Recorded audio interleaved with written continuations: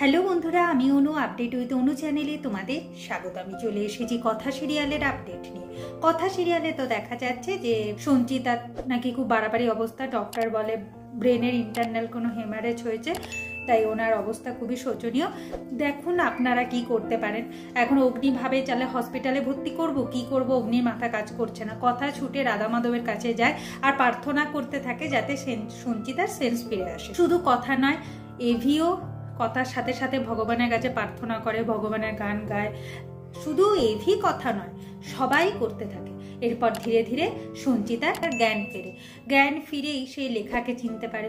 এবার লেখার কাছ থেকে অগ্নির ব্যাপারে জানে, অগ্নির বিয়ে হয়ে গেছে সেটা জানে, অগ্নি যে সাগর দই বানাতে পারেনি সেটাও জানে।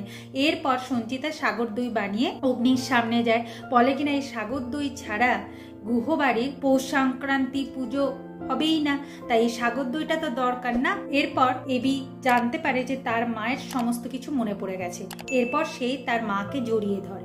কথা চলে যেতে চাইছিল, অগ্নি কথার হাতও ছাড়ে। এরপর সঞ্চিতা বাড়ির সবাইকে চিনে ফেলে, সবার সাথে কথা বলে, কিন্তু চিত্রাকে কোথাও দেখতে পাচ্ছে না। চিত্রা এদিকে ভয় পাচ্ছে, সঞ্চিতা বলে দেবে না তো যে আমি ফুলদার কাছে পাঠিয়েছিলাম যে একটা পিঠের স্টল দিতে মিষ্টি মেলায়। যদি সমস্ত কিছু বলে দেয় তাহলে তো আমি ফেসে যাব, তাই সে খুব ভয় পাচ্ছে।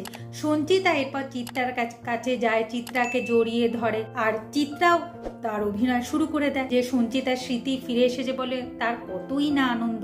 কথা তো অবাক হয়ে যাচ্ছে এই সমস্ত কিছু দেখে।